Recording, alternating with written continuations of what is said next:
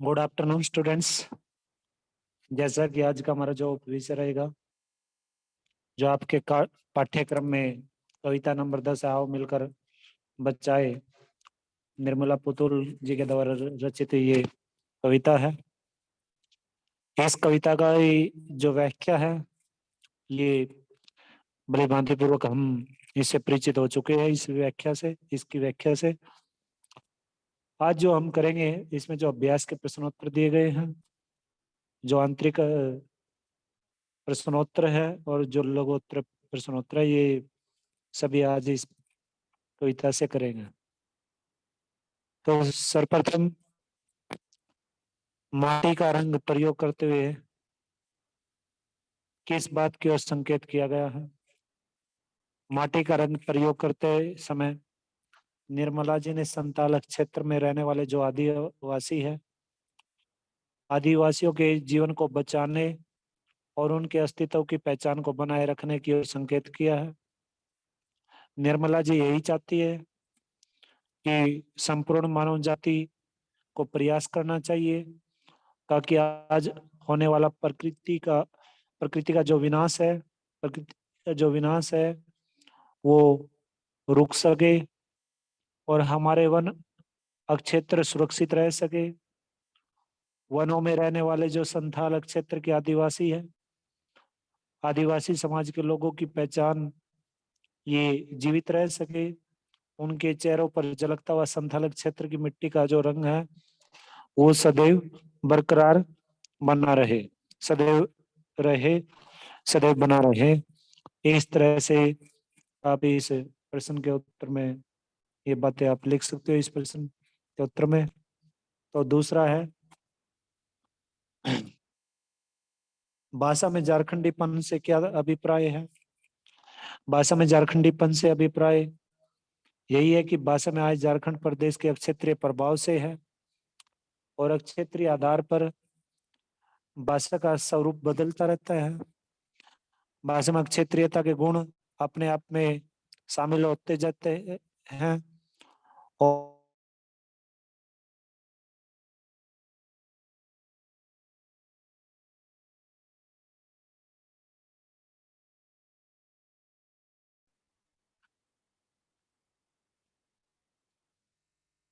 भाषा में झारखंडीपन से यही मतलब है कि झारखंड प्रदेश के क्षेत्रीय प्रभाव से इसका तात्पर्य है, इसका मतलब यही है। और ताकि क्षेत्रीय आधार पर भाषा का, क्योंकि क्षेत्रीय आधार पर भाषा का स्वरूप भी बदलता रहता है और भाषा में क्षेत्रीयता के गुण भी अपने आप ही शामिल होते रहते हैं। क्षेत्रीयता का प्रभाव वहाँ की जातियों की पहचान बन जाता है। कवित्री यही चाहती है कि संथाल क्षेत्र में रहने वाले आदिवासी समाज की भाषा का झारखंडीपन बरकरार रखे, ताकि कवित्री मानव जाति से यही आग्रह करती है कि वे प्रकृति के विनाश से को बचाए, उसे सुरक्षित रखे और प्रकृति के बचने से आदिवासी जातियों का अस्तित्व भी बचा रह सकेगा और इस तरह से भाषा का नवीन क्षेत्रीय रूप भी सुरक्षित रह सकेगा।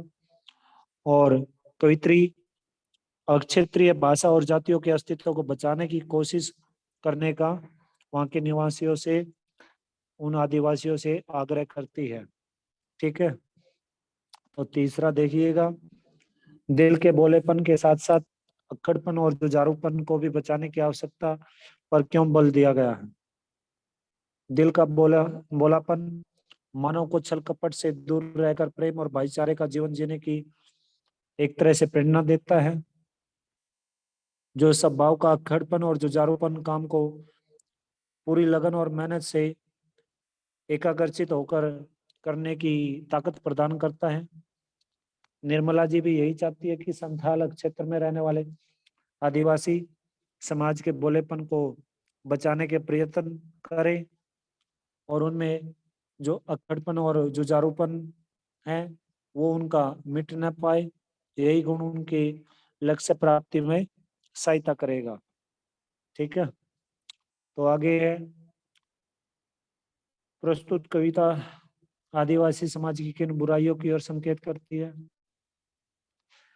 ये जो कविता है ये यही संकेत करती है कि आदिवासी समाज पूरी तरह से वन संसाधनों पर निर्भर रहता है। वनों से प्राप्त जो लकड़ी है, जो शिकार आदि के द्वारा ही उनकी दिनचर्या चलती है, क्योंकि वनों से प्राप्त जो लकड़ी होती है उन्हीं से उनका ये दिनचर्या चलती है। जो वो शिकार इत्यादि करते रहते हैं, उन्हीं से वो अपना गुजारा करते हैं। और आज वनों के विनाश का संकट उनके समक्ष उभर कर आ गया है। तो इस आदिवासी समाज के अस्तित्व को एक तरह से इसके समक्ष एक खतरा पैदा हो गया है, क्योंकि ये जो लोग हैं, ये लोग, यहाँ के लोग अशिक्षित हैं, और शिक्षा की कमी के कारण और जागरूकता की कमी के कारण ये किसी और व्यवसाय की ओर अग्रसर नहीं होते, उसकी ओर आगे, उसकी ओर नहीं बढ़ते, उसकी ओर उन्मुख नहीं हो पाते।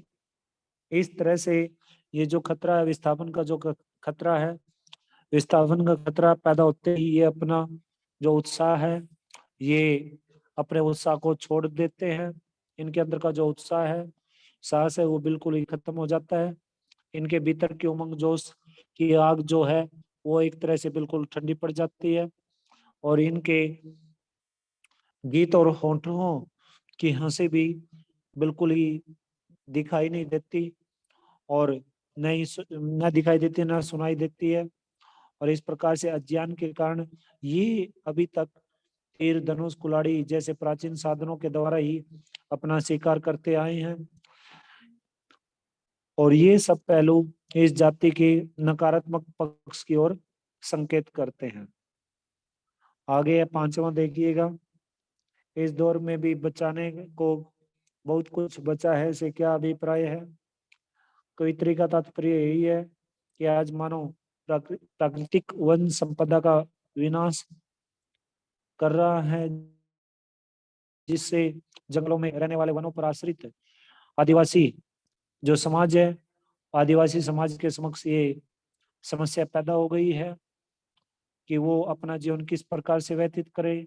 अभी भी ऐसा बहुत कुछ है जिसे हम अपने, अगर हम प्रयास करें तो उसको बचा भी सकते हैं, और लोगों का विश्वास भी बचाया जा सकता है। टूटती हुई जो उम्मीदें हैं, उन उम्मीदों को भी फिर से पुनर्जीवित किया जा सकता है। और हम अपने प्रयासों से उनके अंदर एक आशा की जो किरण है, एक आशा की किरण उनके अंदर भर सकते हैं।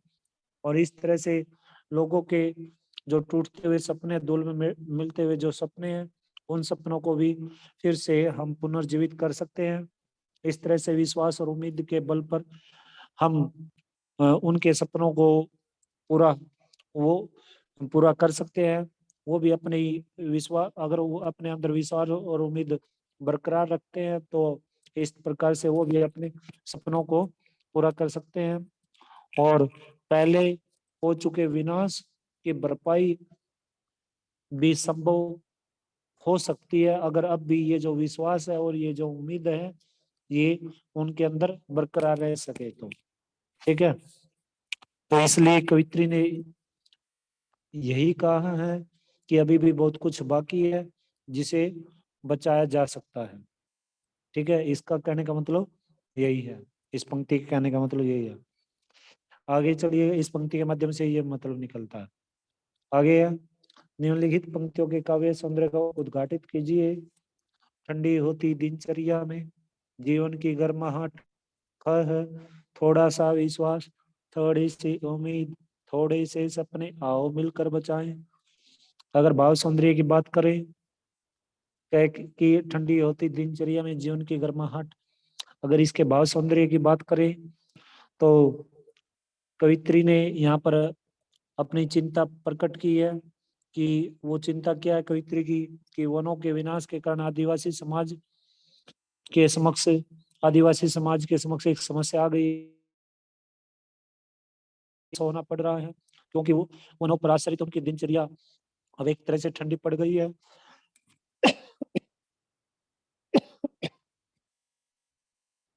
उनके जीवन के ठंडे पड़ चुके उत्साह को हम फिर से अपनी कोशिशों के द्वारा पुनः उनके अंदर इस उत्साह को, इस उमंग को, इस जोश को भर सकते हैं। और उनके जीवन की उमंग को हम अपनी कोशिशों से एक बार फिर से जगा सकते हैं। जिससे वे फिर से अपनी दिनचर्या को दोगुने उत्साह से अच्छी प्रकार से व्यतीत कर सके, अपनी दिनचर्या को चलायमान कर सके। अगर सिर्फ सौंदर्य यानी कि इसके काव्य सौंदर्य की बात करते हैं तो ठंडी होती दिनचर्या से कवित्री का अभिप्राय आदिवासी समाज की वनों पर आश्रित शिकार संबंधी क्रियाओं से है। कवित्री ने प्रतीकात्मक शब्दावली का भी प्रयोग किया। गर्माट जो शब्द है ये उत्साह और उमंग का प्रतीक माना गया है। ये मैंने आपको पहले ही बताया था। ये जो पंक्तियां हैं और ये जो समस्त कविता है ये छंद मुक्त कविता है। शांत रस की प्रधानता है समस्त कविता में, इन पंक्तियों में भी प्रसाद गुण इन पंक्तियों में विद्यमान है। ठीक है, और समस्त कविता में भी प्रसाद गुण देखने को मिलता है। ठीक है, आगे चले। और अलंकारों का तो आपको पता ही है। ठीक है, थोड़ा सा विश्वास, थोड़ी सी उम्मीद, थोड़े से सपने, आओ मिलकर बचाएं।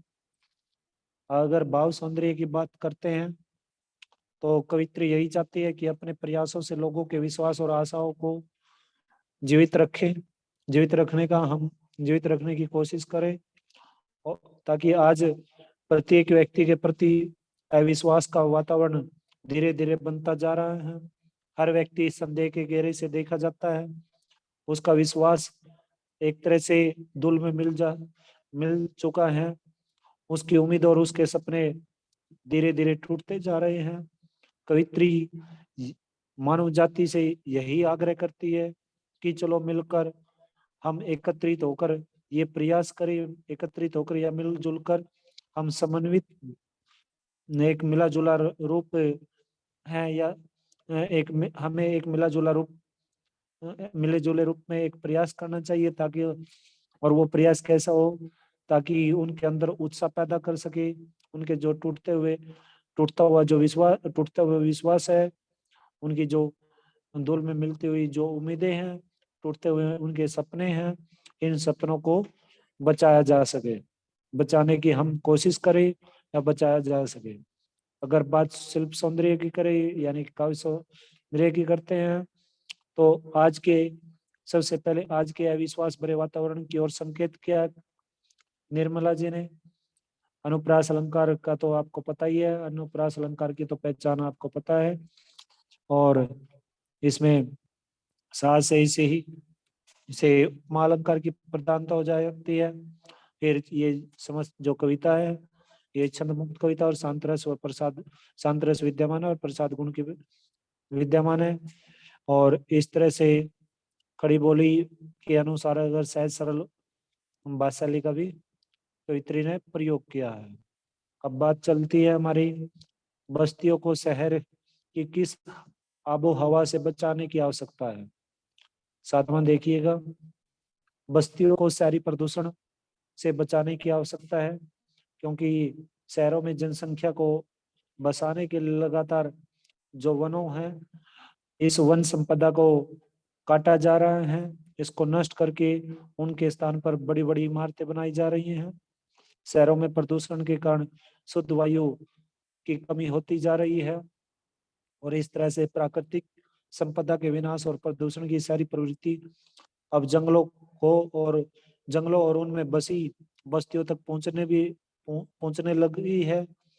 इस तरह से हमें अपने जंगलों और बस्तियों को शहरी प्रदूषित वातावरण से बचाने के प्रयास लगातार करते रहने चाहिए।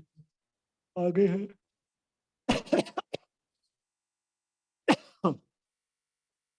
अगर कविता के आसपास से अगर देखते हैं, इसमें आपके दिए हुए हैं कविता के आसपास से आप अपने शहर या बस्ती को किन चीजों से बचाना चाहोगे।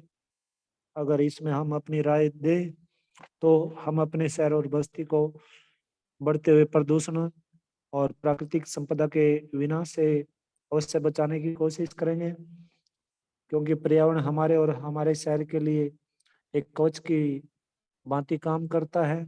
यदि इस कवच को हानि पहुंच जाती है तो हमारा विनाश एक तरह से निश्चित है और हमारे प्रयास रहेंगे कि हम प्रदूषण के लिए उत्तरदायी कारणों को रोकने के यथासंभव प्रयास करें, ताकि प्राकृतिक संपदा के संरक्षण की कोशिश की जा सके, जिससे हमारे शहर, हमारी बस्ती की शुद्ध हवा और प्राकृतिक तत्व संरक्षित रह सके। हम लोगों के विश्वास, प्रेम और भाईचारे को संदेह और अविश्वास के घेरे से बचाने की कोशिश करनी चाहिए, क्योंकि आज दिन प्रतिदिन हर एक व्यक्ति को संदेह के घेरे से देखा जाता है, संदेह की नजर से देखा जाता है। आगे आदिवासी समाज की वर्तमान स्थिति पर टिप्पणी कीजिए। हमारा आदिवासी समाज घने जंगलों में बसता है और जनसंख्या वृद्धि के कारण वनों का भी लगातार विनाश हो रहा है, ये आपको पता भी है। और उनके स्थान पर क्या बनाई जा रही है, बड़ी बड़ी इमारतों का निर्माण किया जा रहा है। और इस तरह से आदिवासी समाज विस्थापन के कगार पर पहुंच चुका है। उनकी दिनचर्या वनों पर निर्भर करती है। वनों से प्राप्त लकड़ियों और जंगलों से प्राप्त शिकार पर वो अपना जीवन व्यतीत करते हैं। इस तरह से यदि आज इसी प्रकार जंगल नष्ट होते गए तो इस समुदाय का खतरे में पड़ना, ये जो समुदाय ये खतरे में पड़ जाएगा और इनका जो जीवन है वो एक तरह से विलुप्त हो जाएगा। और इस तरह से ये समाज जिन चीजों पर आश्रित रहता है वो चीजें इनकी एक तरह से बिल्कुल ही समाप्त हो जाएंगी, खत्म हो जाएंगे। और हम ये भी देख सकते हैं कि अंधविश्वास, अशिक्षा जैसी बुराइयां भी समाज को पिछड़ा बना रही हैं। सारी मानव जाति के को एक मिला जुला प्रयास करना चाहिए, ताकि इन सभी चीजों को, इस अस्तित्व को बचाया जा सके, इन सभी चीजों को बचाया जा सके। ठीक है भाई, आगे चलते हैं। आगे अगर बहुविकल्पीय प्रश्नों की बात करें इस कविता से अगर बहुविकल्पीय प्रश्नों की बात करते हैं तो सर्वप्रथम आओ मिलकर बचाए, ये जो कविता है, इस कविता की जो कवित्री वो कौन है? निर्मला पुतुल जी है। फिर है, कवित्री ने जीवन के अनछुए पहलुओं से परिचय कराया। कि कौन से अनछुए पहलुओं से कवित्री ने परिचय कराया है? आदिवासी। ठीक है। फिर है, कवित्री ने किस समाज को बेबाकी से प्रकट किया है? संथाली समाज को। फिर आगे चलेंगे कि प्रकृति के विनाश और विस्थापन के कारण किसका समाज संकट में है? आदिवासियों का जो समाज है वो संकट में है। अपनी बस्ती को नंगी होने से किसकी आबो हवा से बचाना चाहिए? शहर की आबो हवा से हमें अपनी बस्ती को नंगी होने से बचाना चाहिए। फिर धनुष की डोरी किस चीज का प्रतीक है? धनुष की डोरी शिकार का प्रतीक है। फिर आगे अगर बढ़े, नाचने के लिए आंगन की, हमें किस प्रकार के आंगन की रक्षा करनी चाहिए? नाचने के लिए खुले आंगन की आवश्यकता है, खुले आंगन की रक्षा की आवश्यकता करनी चाहिए। फिर हंसने के लिए आवश्यकता है थोड़ी सी, किस चीज के लिए? तो खिलखिलाहट के लिए। ठीक है। और रोने के लिए क्या चाहिए? मुट्ठी पर एकांत जो जगह है वो रोने के लिए हमें चाहिए। ये आज का दौर है, ये कैसा दौर है? आज का दौर अविश्वास से भरा हुआ दौर माना गया है। अगर बात करें आगे, इस दौर में हमारे पास बचाने के लिए क्या है? इस दौर में हमारे लिए पास बहुत कुछ बचाने को है। फिर अगर बात करते हैं आगे, मान का, ये जो मान शब्द है इसका क्या, मान शब्द का क्या अर्थ है, क्या अभिप्राय है? मान से अभिप्राय हरेपन से है। फिर मिट्टी क्या बचाएं से क्या तात्पर्य है? मिट्टी क्या, मिट्टी क्या बचाए से तात्पर्य यही है सौंदेपन से। ठीक है। और फिर है, भाषा में कौन सा पन आना चाहिए? उनकी भाषा में कौन सा पन होना चाहिए? झारखंडीपन उनकी भाषा में देखने को मिलना चाहिए। ठीक है। तो ये इस कविता से बहुत ही महत्वपूर्ण बहुविकल्पीय प्रश्न बन सकते हैं। इनके उत्तर भी मैंने आपको बताए हैं। ठीक है भाई, अब आगे चलते हैं। इसमें से आंतरिक अगर परीक्षा उपयोगी जो महत्वपूर्ण है वो देख लीजिएगा आप, जो इसमें से निकलते हैं। सबसे पहले तो बस्तियों को नंगी होने से बचाने के लिए निर्मला जी का क्या अभिप्राय है? कहने का तात्पर्य क्या है ये जो बस्तियों को नंगी होने से बचाना? इसमें कवित्री समस्त मानव जाति से आग्रह करती है कि चलो हमें कुछ तो कोशिश करनी चाहिए, हम कुछ तो कोशिश करें ताकि हम अपनी बस्तियों को नंगी होने से बचा सके, हम बस्तियों को मानव और वनस्पति रहित होने से बचा सके। और कवित्री का संकेत है कि प्रकृति के लगातार बढ़ते हुए विनाश से बस्तियां उजड़ती जा रही हैं और संथाली समाज एक तरह से विलुप्त होता जा रहा है और बस्तियां पेड़ पौधों की संपदा के साथ साथ मानव से भी रहित होती जा रही हैं। इस तरह से जब प्रकृति का अस्तित्व खतरे में है तो मानव का अस्तित्व भी अवश्य ही खतरे में पड़ जाएगा। फिर आगे है, संथाली समाज में नव चेतना कैसे लाई जा सकती है?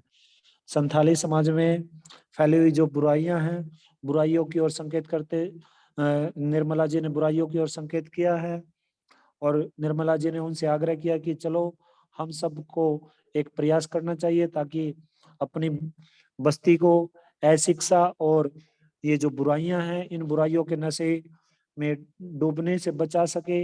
हमें कोशिश करनी चाहिए कि लोगों में भी अशिक्षा अंधविश्वास जैसी जो बुराइयां विद्यमान है उन बुराइयों को समाप्त किया जा सके। और इस तरह से आदिवासियों का जीवन संकट में पड़ जाने के कारण उनके चेहरे से संथाल क्षेत्र की मिट्टी का रंग धीरे धीरे उड़ना शुरू हो चुका है। वो संथाल क्षेत्र की मिट्टी का जो रंग है उनके चेहरों से न उड़ पाए और हमें अपने प्रयासों से हम बस्ती के लोगों को परंपरागत संस्कृति के रंग की परंपरागत संस्कृति को हम क्या कर सके, सुरक्षित रख सके। ये आग्रह हमें वहाँ के लोगों से करना चाहिए और कवित्री ने वहाँ के लोगों से किया है। ठीक है, तो आगे देखिएगा आप, आगे चलते हैं। आगे है, अगर आप देखें भीतर की आग से क्या अभिप्राय है? भीतर की आग का जो शाब्दिक अर्थ है यही है कि अंतर्मन में जो उत्साह छिपा हुआ है, अंतर्मन के उत्साह से है। यहाँ कवित्री ने इसका प्रयोग आदिवासियों के जीवन में फैली हुई जो उमंग है, जो उत्साह है, जो जोश है, जो आक्रोश है, जो असंतोष है, इस प्रकार की भावनाओं को प्रकट करने के लिए निर्मला जी ने इन शब्दों का प्रयोग किया है। ठीक है, अब अगर बात करें आगे बढ़ते हैं। आओ मिलकर बचाए कविता में जो संदेश है, संदेश नहीं संदेश, वो संदेश क्या छिपा हुआ है? तो इस कविता के माध्यम से कवित्री ने समाज को आदिवासियों के विस्थापन पर चिंता प्रकट करते हुए उस प्राकृतिक परिवेश को सुरक्षित रखने का संदेश दिया है जिसमें वे अपना जीवन सहज रूप से व्यतीत कर सके, क्योंकि प्रकृति सुरक्षित रहेगी तो तभी उनका जीवन अच्छे से फले फूलेगा और प्रकृति का विनाश उनके लिए भी एक तरह से विनाशकारी होगा। यही इस कविता का संदेश है। यही कविता यही बातें कवित्री इस कविता में उन लोगों से एक तरह से उन लोगों के समक्ष आग्रह करती है, उन लोगों के अंदर यही उत्साह जोश उमंग उनके अंदर बढ़ने की कोशिश करती है। ठीक है, तो ये जो कविता है ये कविता आपकी समाप्त हो गई है, एक तरह से संपूर्ण हो चुकी है। अगर इस कविता से संबंधित आपके मन में किसी प्रकार की कोई शंका है तो आप पूछ सकते हो। ठीक है भाई, हेलो। हाँ जी सर। अगर कोई स्टूडेंट तो है नहीं, अगर हाँ जी, ठीक है, ओके। स्टूडेंट तो है नहीं कोई, ठीक है जी, ऑफ नो, कर देयर दीजिए। इज नो ठीक, स्टूडेंट सर। ठीक है मैडम। ओके।